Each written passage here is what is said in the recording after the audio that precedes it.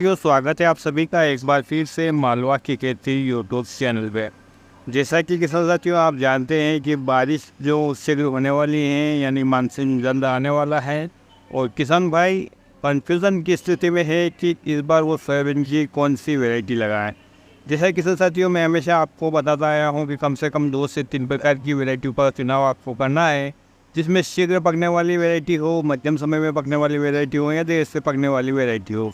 यदि आप 2 वैरायटी को चुनाव करें तो जिसमें एक शीघ्र पकने वाली वैरायटी हो और एक मध्यम समय में पकने वाली वैरायटी हो।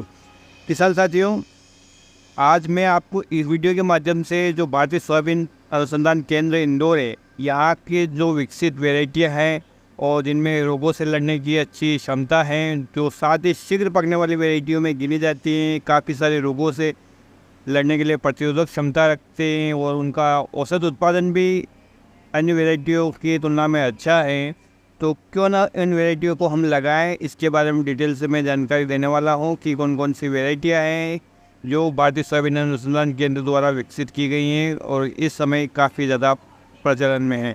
किसान साथियों सबसे जो पहली वैरायटी है वो है NRC 150।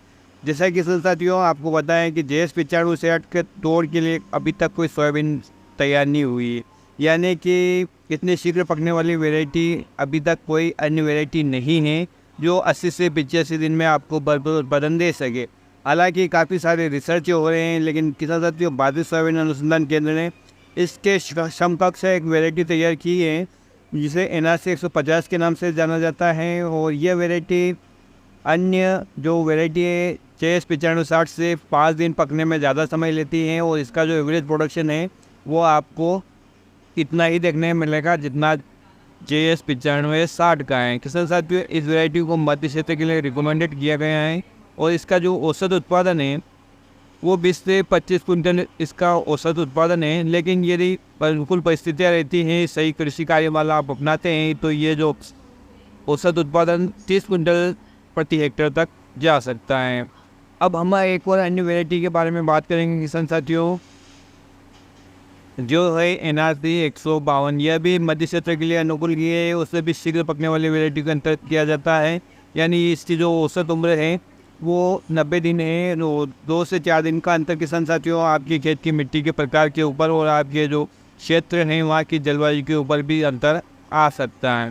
किसान साथियों इस वैरायटी में सबसे बड़ी बात यह है कि ये कम वर्षा में भी अच्छा उत्पादन दे देती हैं और इसके प्रोडक्शन की बात करें तो ये भी 20 से 25 कुंटल एवरेज प्रोडक्शन देती हैं। और ये जैसा कि मैंने आपको बताया कि परिस्थितियाँ अनुकूल हैं और सही कृषि कार्यमाला आप अपनाते हैं तो यह उत्पादन बढ़ भी सकता है। किसान साथियों एक अन्य वैरायटी की हम बात करें तो यह वैरायटी है NRC 181, जो कि इस समय काफ़ी ज़्यादा प्रचलन में है और इसमें सफ़ेद फूल और गहरी भूरी इसकी नाभिका होती है। भूरे रंग के इस पर रोए रहते हैं, चाहे वो पत्तों पे हो, चाहे आपकी फलियों पे हो, चाहे आपके जो तना है आपकी फसल का यानी सोयाबीन का, उस पर भी रोए आपको देखने को मिलेंगे। किसान साथियों इसमें पीला मोजेक रोग एवं टारगेट लीफ स्पॉट के प्रति प्रतिरोधक क्षमता है।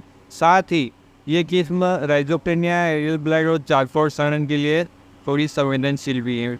इसकी जो पकने की अवधि है वो 93 दिन है और इसका जो औसत उत्पादन है 16 से 20 कुंटल प्रति हेक्टेयर का है।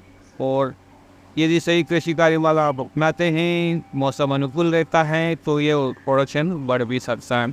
किसान साथियों इन 3 वैरायटियों में से सबसे ज़्यादा प्रचलित इस समय जो वैरायटी है वो है NRC 181। हालांकि इस किस्म का बीज आपको बाज़ार में भी मिल जाएगा, लेकिन मैं किसान साथियों हमेशा आपसे कहता हूँ कि आपको हमेशा सही बीज खरीदना है। सही बीज आप या तो किसान से खरीदें या भारतीय सोयाबीन अनुसंधान केंद्र इंदौर में भी ये बीज आपको अवेलेबल हो जाएगा। आप संपर्क रखिए, वहाँ से भी ये बीज खरीद सकते हैं।